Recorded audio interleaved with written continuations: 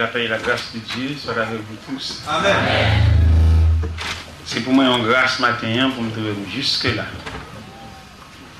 Dans un endroit bien loin de la terre. C'est pas trop facile pour ça à réaliser, mais Dieu a voulu ainsi. Nous avons réfléchi un peu le matin, nous avons dit à Dieu dans la prière. Lors de la première rencontre avec Dieu, je ne pensais pas si Dieu va un peu plus loin avec moi.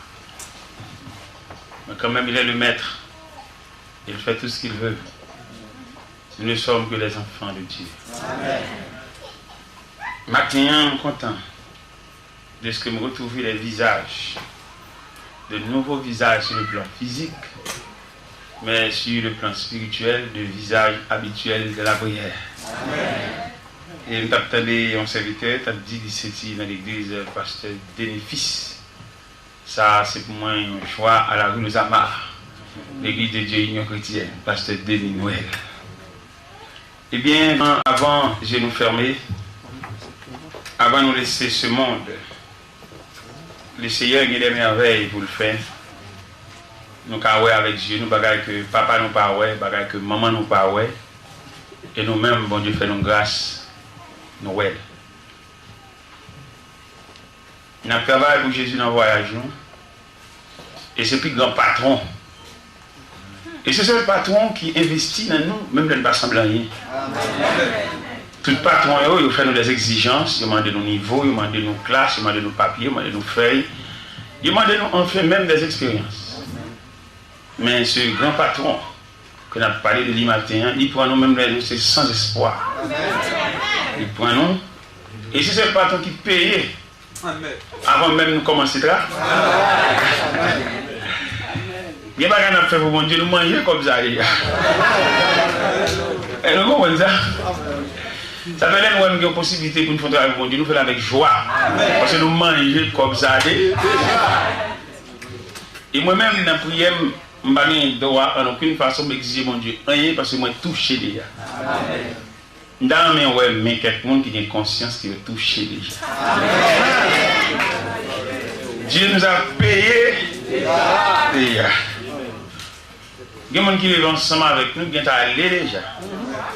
Il y a des gens qui souffrent même maladie avec eux qui sont allés déjà. Mais vous êtes encore là. Dieu vous a fait grâce. Ça fait l'air de nous reprendre nos cités, nous faire le fou. Nous ne pouvons pas garder sous le monde pour nous faire. Nous ne pouvons pas faire un coup de main. Moi, je ne peux pas besoin de faire un coup de main pour faire bon Dieu parce que manger comme ça.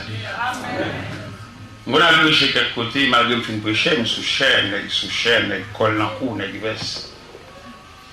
Et puis après, je fais un peu de travail dans l'église. Nous avons un séminaire avec plusieurs ouvriers et à Saint-Marc. Je fais un séminaire, tout ouvrier, à des heures de repos pour eux, à manger. Moi-même, je vais mes disciplines pour me masser toute paille dans la cour. Tu as l'air de professeur. Et puis, quand il y a un travail, parce que bon Dieu mérite tout cela. Et là, il est regardé pour le professeur qui a ramassé paille, ramassé keps, ramassé fatra, assemblé wash. Ça a touché. Il ne pas comprendre le mystère, ça. L'auteur a dit, comment André, j'ai l'Éternel, tout c'est bien fait envers moi. Il balait la croix. Parce qu'il me doué, bon Dieu. Et dès ça, je dois me uniforme avec l'auteur qui dit, le m'a arrivé dans le ciel à tout, été avec lui pour toujours. Moi, m'ai parlé 10 000 années. Je n'ai pas fini de dire combien. Oui, je n'ai pas fini de dire. Je n'ai pas fini de dire combien je dois. Moi-même qui devant le matin, je fait de grandes expériences avec. Je voyage en pile, dans le monde entier, pour apporter seulement la semence de l'évangile. Ce n'est pas pour chercher travail, ce n'est pas pour battre tête en nouvelle direction, mais pour travailler dans le champ de Dieu. Amen. Nous descendons dans plusieurs airports avec la bannière de l'évangile. Et si je suis dans une famille, petite madame, je me dit, il est malé. C'est moi trop bagage. Mais bon Dieu, il y a un peuple, il veut mal approcher toujours. Bon Dieu, il y a des oreilles, il veut entendre quelques mots toujours. Il se sert de moi comme son porte-parole, son porte-voix, pour dire à son peuple, Jésus revient. Pour dire à son peuple, Jésus donne grâce et gloire pour le suivre pas à pas. Eh bien, mes chers amis, comme nous l'avons dans toute semaine, on n'a pas eu le temps de parler. Mais en attendant ce matin, je vais lire la parole de Dieu dans Philippiens chapitre 2. Philippiens chapitre 2, nous lisons. Si donc il y a quelque consolation en Christ, s'il y a quelque soulagement dans la charité, s'il y a quelque union d'esprit, s'il y a quelque compassion et quelque miséricorde, rendez ma joie parfaite. Ayez un même sentiment, un même amour, une même âme et une même pensée. Ne faites rien par esprit de parti ou par vaine gloire, mais que l'humilité vous fasse regarder les autres comme étant au-dessus de vous-même. Que chacun de vous, au lieu de considérer ses propres intérêts, considère aussi ceux des autres. Et en vous les sentiments qui étaient en Jésus-Christ, lequel, existant en forme de Dieu, n'a pas regardé comme une proie à arracher d'être égal à Dieu, mais s'est dépouillé lui-même en prenant une forme de serviteur, en devenant semblable aux hommes et en paru comme un simple homme. Il s'est humilié lui-même, se rendant obéissant jusqu'à la mort, même jusqu'à la mort de la croix. C'est pourquoi aussi Dieu l'a souverainement élevé.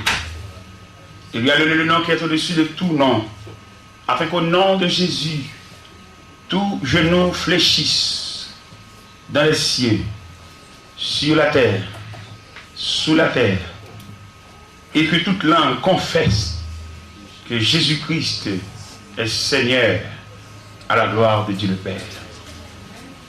Béni soit le Dieu Tout-Puissant. Béni soit le souverain de l'univers.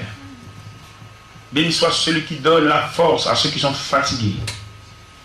Béni soit celui qui guérit toute maladie et toute infirmité. Béni soit celui qui se souvient de nous quand nous étions humiliés. Béni soit celui qui étend ses mains pour donner la direction à tous ceux qui sont perdus. Et béni soit enfin le souverain de l'univers.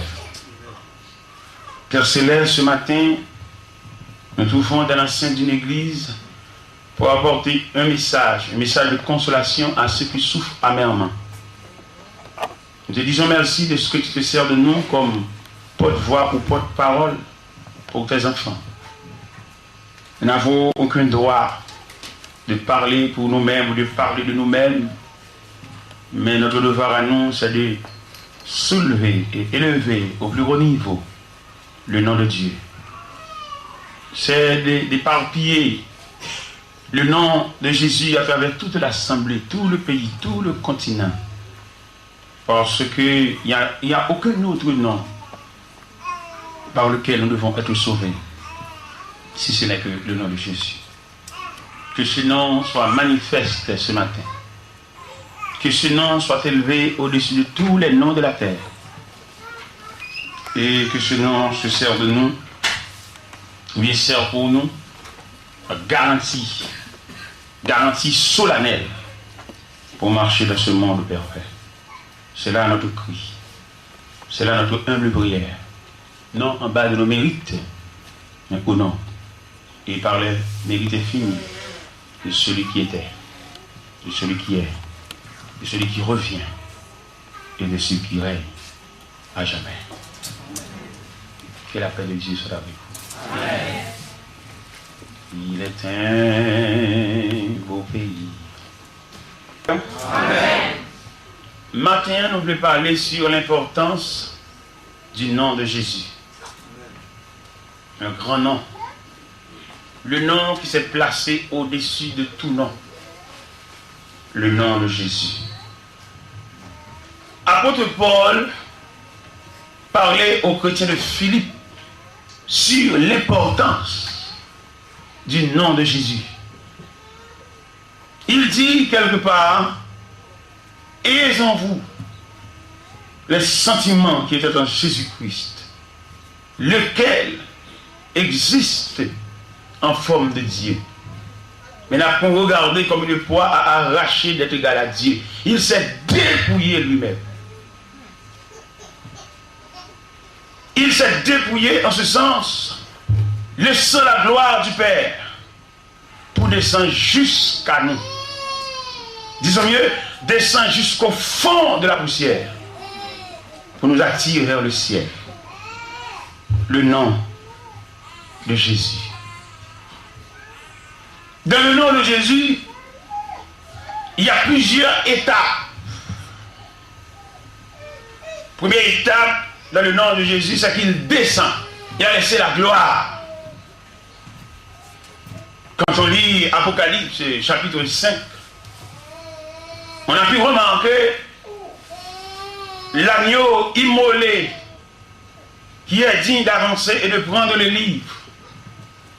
Après qu'il s'est avancé et prendre le livre, et le livre scellé de cette sceau, on criait dans le ciel, à l'agneau qui est immolé soit la gloire, l'honneur, la puissance, la sagesse au siècle des siècles. Amen. Des ans de myriades et de myriades, des ans de milliers et de milliers, criaient d'une seule voix à celui qui est assis sur le trône, soit l'honneur. Et cet agneau qui mérite l'honneur descend jusqu'à nous pour nous sécuriser premièrement devant la méchanceté des hommes sur la terre. Pour nous donner deuxièmement la victoire sur la maladie et l'ennemi redoutable et l'ennemi juré. Et pour tracer pour nous la route qui mène jusque dans la maison du Père. C'est le travail de l'agneau. Et nous qui marchons avec Dieu, nous avons une espérance céleste. Une espérance à double portée. Pour marcher sur la terre. Et finalement pour river là-haut dans la maison du Père. Apôtre Paul déclare aux chrétiens de Corinthe, il dit, si c'est dans cette vie seulement que nous espérons en Christ, nous sommes les plus malheureux de tous les hommes. Il y a quelque chose là-bas. Il y a quelque chose plus loin que ce corps physique. Des choses que l'œil n'a plus vues. Et l'oreille n'a pas entendu. Et qui n'ont jamais remonté au cœur des hommes. C'est l'espérance céleste. C'est vivre là-bas, au-delà de la mort, au-delà de la tombe. Dans la vie physique, nous avons deux institutions qui conduisent l'homme. Deux institutions de la terre qui conduisent l'homme jusqu'au loin. C'est l'armée et l'église. L'armée conduit l'homme pendant son pèlerinage, mais jusque devant la tombe. Mais l'église conduit l'homme au-delà même de la tombe. Amen. L'église a pour devoir de préparer l'homme. Préparer l'homme selon le plan de Dieu, préparer l'homme selon la dictée de Dieu, préparer l'homme selon les principes de Dieu. C'est le devoir de l'église. Parce que dans le formulaire que Dieu a présenté pour instruire les gens sans entrer à l'église, dans ce formulaire que nous lisons, il dit, venez à moi, vous tous. Sans réclamation d'aucune faculté. Seulement venez à moi. Dans venez à moi, nous pouvons constater les gens à l'hôpital, malades, souffrent beaucoup. Mais viens. Des gens sans intelligence, sans aucune connaissance. Mais viens. Parce que Jésus dit, vous tous. Il n'a pas spécifié qui doit nous suivre, mais vous tous. De ce côté, nous pouvons constater les ignorants qui ne savent rien approchent et suivent Christ. Dans le cortège de Christ, nous pouvons constater un mélange de gens. Christ n'est pas exigeant. Disons mieux, si Christ présente les exigences du ciel, en ce sens que il ne veut pas ceux qui souffrent. Il ne veut pas ceux qui ne savent rien. Il ne veut pas ceux qui ne possèdent rien. Il fait place aux grands seulement. Aux riches, aux savants, aux intellectuels. Mais non, il n'agit pas ainsi. Il dit vous tous. C'est pour cela, à l'église, on peut constater les gens de tout part, assis, contents de la parole. Dans ce monde, nous pouvons constater qu'il y a des savants, des hommes hautement versés. J'étais en Floride, prêcher l'évangile dans une église bâtie de la fraternité. Je prêchais l'évangile sans arrêt. Et pourtant, je ne sais pas si dans cette assemblée, il y a un conseil médical qui me suit. Après le service, on m'a convoqué dans une salle avec seulement des médecins. Ils voulaient me questionner sur l'évangile. Chirurgien, dentiste, psychiatre, psychologue, généraliste, tout se tient dans la salle et pour m'interroger sur l'évangile. Alléluia. Et oui, l'évangile a une portée universelle. Et dans cette salle, les médecins me questionnaient l'un après l'autre, mais dans le cadre de l'évangile. C'est pas moi qui parle. Je n'ai pas la possibilité de parler avec des hommes hautement versés, qui sont hautement versés. Mais puisque l'évangile a une portée universelle, Dieu m'a donné les paroles pour présenter à tous les gens. Et après cela, c'est extraordinaire dans la salle. Après cela, c'est extraordinaire. Et bien, mes chers amis, devoir par nous, c'est dire bon Dieu merci. Amen. Dis bon Dieu merci pour plusieurs raisons. Raison pour le salut, raison pour notre pèlerinage ici-bas, raison de ce qu'il a tracé le plan de notre vie. Amen. Je vous l'ai dit ce matin, à tout un chacun qui s'est approché de Dieu, il a tracé ou retracé le plan de votre vie. Si nous pouvons dire sans arrêt, il a déclassé notre dossier. Nous avons dit nos paroles maintenant, qui ça nous a dit, les familles où prend naissance là-dedans, si bon Dieu n'a pas déclassé le dossier, on ne va pas vivre plus que 35 ans, on ne va vivre plus que 30 ans, on ne va vivre plus que 25 ans, parce qu'il y a un dossier qui plane sur la famille, ça pour tout le monde mourir bonheur. Mais naturellement, Dieu a déclassé. Amen. Il a retracé.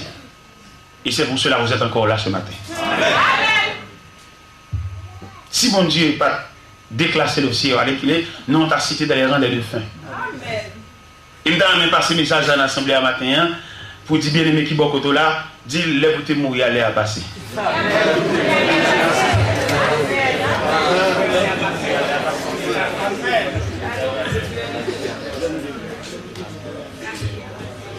L'homme de mourir là-bas, enterrement dans l'envoi, c'est qu'elle a craqué, qu'elle a chié.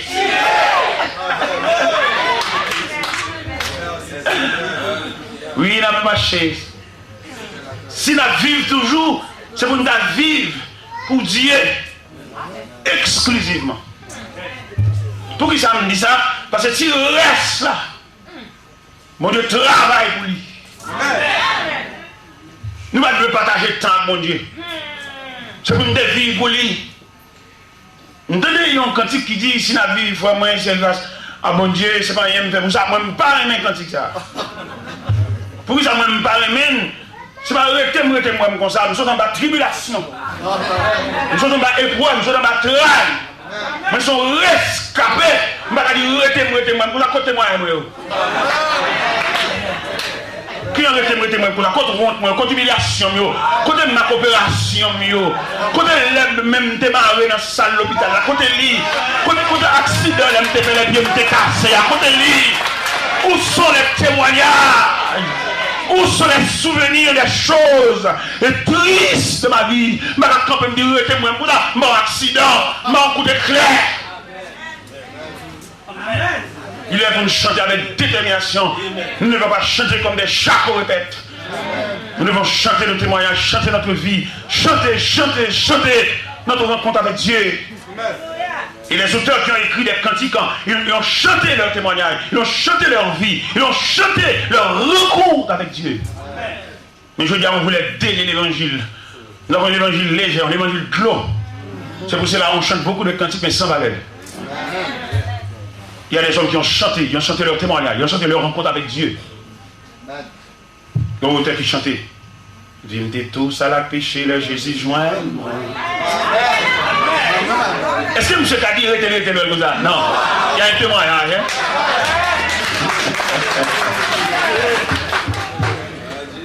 Tête moi te plaît à misère, tête moi te chalet. Est-ce que le Kadi était comme ça? Mais avec amour, Jésus développé moi. Et il conduit moi. Amen. Côté me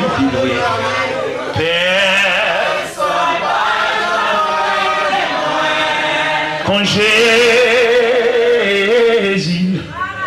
par un autre bon ami qu'on lit non point l'autre a blanchi péché nous j'en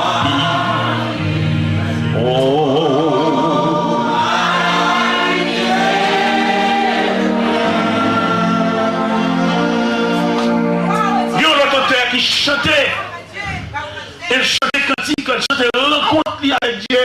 Il ne va pas dire elle comme ça. Voilà l'autre qui chantait.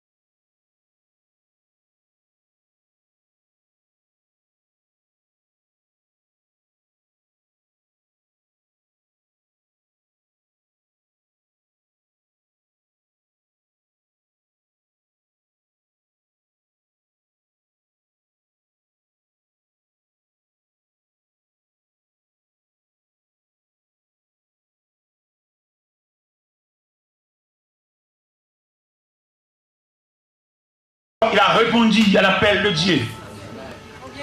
Il a répondu à son appel, à sa vocation.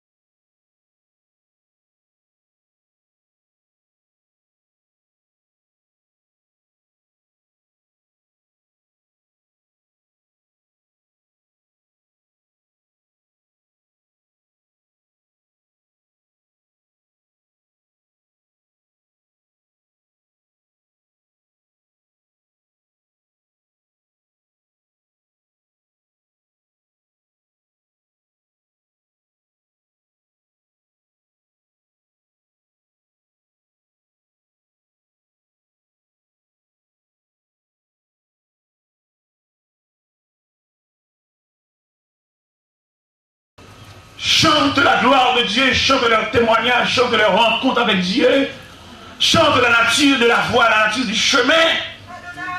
Mais il ne chante que fantaisie, non. Il chante des choses fondamentales. Il chante la nature de Jésus-Christ. Comme nous venons de lire, et en vous les sentiments qui étaient en Jésus-Christ, lequel existe en forme de Dieu. Mais n'a pas regardé comme une voix à arracher des galaxies. Nous avons parmi nous des gens qui chantent que plaisanterie, que fantaisie, mais ils ne chantent que rien. Mais nous devons chanter, nous voulons chanter notre vie, notre rencontre avec Dieu. Nous voulons chanter la nature du chemin, la nature de la voie, comme disait ce cantique. Travaillons et luttons, nous sommes au Seigneur, suivant les trois sentiers qui conduisent à la vie. L'évangile n'est pas une plaisanterie. L'évangile, c'est le cadeau de Dieu. Et si Dieu a fait des exigences pour l'évangile, combien de temps allons-nous prendre pour rassembler les sous, pour rassembler de l'argent et pour apporter comme fait l'inscription pour l'évangile? Mais non, Dieu nous a fait grâce. Il a liquidé, il a validé l'évangile pour pouvoir accepter les gens de tout niveau. Si Dieu accepte même deux photos, combien parmi nous il y a la possibilité d'approcher vers Dieu, parce que à notre rencontre avec Dieu, nous n'avons pas de visage raisonnable. Il y a quelqu'un parmi nous que Dieu a tiré vers lui en proie de grandes souffrances et nous sommes dévisagés. Mais Dieu dit quand même, venez. Malgré l'effet de la douleur, de la maladie, de la souffrance, mais Dieu nous a dit de venez. Ce n'est pas le visage qu'il accepte, mais les choses internes. Derrière le visage, il y a la personne. Si Dieu voulait attirer les grands seulement dans le cortège de Christ, où doit-on passer nous-mêmes? Nous qui n'avons rien. Mais bien aimé le Seigneur, maintenant, nous remercions Dieu pour plusieurs raisons. Nous remercions de ce que l'importance non ça a. Dit qu'il vient nous-mêmes suivre lui. Grand auteur qui campait le chanton superbe cantique, il dit: Grand Dieu ta souveraine grâce a daigne venir jusqu'à moi. Ta miséricorde surpassée tout ce que je savais de toi. À la louange de ta grâce s'élève l'hymne de ma foi. S'élève l'hymne de ma foi. Hélas, dans ma folie extrême, Seigneur, je ne te cherche pas. Tu daignes à me chercher toi-même. Ta grâce a brillé sur mes pas. Maintenant, ô Père, je t'aime. Et je suis heureux dans tes bras. Et je suis heureux dans tes bras. Nul ne me ravira ma joie. Dieu m'a fait grâce, oh quel bonheur. J'exalte la miséricorde de mon Père et de mon Sauveur. et pour les bienfaits qu'il m'accorde, je répands devant lui mon cœur. Je répands devant lui mon cœur. Mais bien aimé le Seigneur, le nom de Jésus fait trembler l'univers. Amen. Et ce grand nom qui s'est placé au-dessus de tout nom, le nom de Jésus fait trembler le Sanhédrin. L'homme qui se sert de registre et de cahier, mais ils n'ont pas joué l'importance de ce grand nom. Il y a l'importance du nom de Jésus. Quand on a Jésus, alors, quand on veut parler de Jésus ce matin, le nom de Jésus, il y a dans le nom de Jésus de différents compartiments. Il y a la personne de Jésus tout entière, il y a les mains de Jésus, il y a les yeux de Jésus, il y a la tête de Jésus, il y a les pieds de Jésus. Mais moi, je ne veux pas une partie de Jésus. Je veux un Jésus tout entier. Un Jésus en plein. Un Jésus à plein godé. Pourquoi ça? Parce que dans la personne de Jésus, il y a plusieurs compartiments, plusieurs rayons, plusieurs membres de la personne de Jésus. Mais les gens qui marchaient dans le jeûne et dans la prière, ils ont réclamé la main. Parce que dans la main de Jésus, il y a la délivrance. Hein? Dans la main de Jésus, il y a une anneau de mariage. Dans la main de Jésus. Dans la main de Jésus, il y a la multiplication de pain et de boisson. Dans la main de Jésus. Mais dans la personne de Jésus tout entière, il y a le jardin de Gethsémani. Dans la personne de Jésus tout entière, il y a les soufflets donnés par des gens en disant, devine qui t'a frappé. Oui, en marchant avec Jésus, on doit recevoir des soufflets. Des soufflets à la maison, des soufflets au travail, des soufflets en chemin, des soufflets, disons, par des gens qui se trouvent auprès de nous. Parce que Jésus, dans son programme, il n'exclut pas les moments difficiles. Au contraire, Dieu a enregistré, Dieu a ajusté les moments difficiles. Au point que nous pouvons constater parmi les 7 églises d'Asie, il y a une église que le Seigneur a encouragée dans la souffrance. C'est l'église de Smyrne, la deuxième église. Dans Apocalypse, chapitre 2, les versets 8 à 11, il dit à l'église de Smyrne, je connais ta tribulation et ta pauvreté, bien que tu sois riche. Et les calomnies de la part de ceux qui sont du juif ne le sont pas, mais qui sont une synagogue de Satan. Ne crains pas ce que tu vas souffrir. Le diable jettera quelques-uns de vous en prison afin que vous soyez éprouvés. Vous aurez une tribulation de 10 jours. Sois fidèle jusqu'à la mort. Et je te donnerai la couronne de vie. Dans la grande récompense de Dieu, il y a 3 types de couronnes. La couronne de vie pour les souffrants. La couronne de justice pour ceux qui luttent jusqu'à la fin. Et la couronne de gloire pour ceux qui ont travaillé sans relâche. Je veux dire ce matin, combien de couronnes réclamez-vous? Combien de couronnes vous allez recevoir à la fin de votre voyage? Vous, le négligent, vous qui marchez à l'église à chaque instant que tu t'es incliné de la prière, vous avez une chose à réclamer de Dieu. Combien de nous qui voulaient suivre le Seigneur et sans réclamation? Il y a une différence entre ceux qui vont à l'église en réclamant du Seigneur un micro, une porte de lunettes, une serviette, une Bible. Il y a des gens qui marchent avec Dieu tout simplement comme un devoir, dans le sens du devoir. Ils n'ont rien réclamé de Dieu, seulement ils suivent. Même Jean Côté a chanté cantique ça qui dit, quittez-moi toute la souillot pour mettre tes pieds là-dedans. Tout espoir moins pour me suivre, c'est non force seulement. Au guide-moi errer, soutenir que ça finit. Et puis pour moi en ciel, mettre-moi les anges.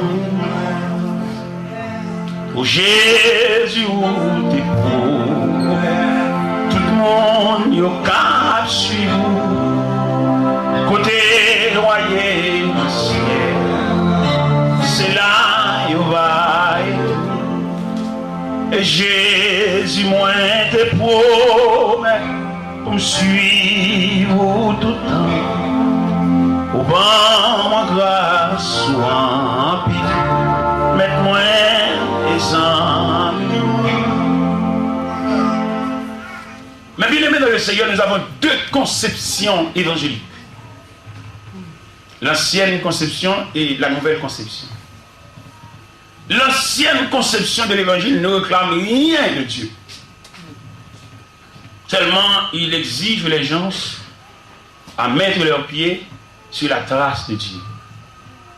Mais la nouvelle conception réclame de Dieu beaucoup de choses.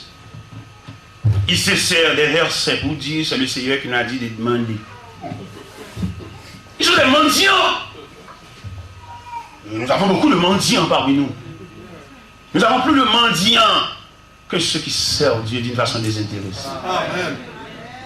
N'oublie pas que Job, en marchant avec Dieu, on lui a dépouillé de tout ce qu'il possédait. Et Satan, le diable, déclare à Dieu, touche tout ce que Job possédait. Il te maudit en face. Mais ce n'est pas les biens qui attirent Job à Dieu. C'est un devoir de suivre Dieu. Nous avons une tribu pour Dieu, de le suivre sans arrêt, sans discussion, sans intercession. Parce que nous sommes la créature de Dieu. Dieu a investi en nous. Nous ne sommes pas martyrs seulement. L'homme, c'est une triplex. Une créature à 3 dimensions. Comme l'apôtre Paul saluait les chrétiens de Thessalonique en disant que le Dieu de paix vous sanctifie lui-même dans 1 Thessaloniciens 5, verset 23. Il dit que le Dieu de paix vous sanctifie lui-même tout entier et que tout votre être, l'esprit, l'âme et le corps. L'homme, c'est une créature tridimensionnelle. Mais nous voulons encadrer seulement la matière. L'élément périssable. L'élément qui va bientôt retourner où Dieu l'a pris. Parce que Dieu dit, n'oublie pas que tu es poussière. Nous ne sommes qu'une poignée de poussière. Il y a un Indien qui prie.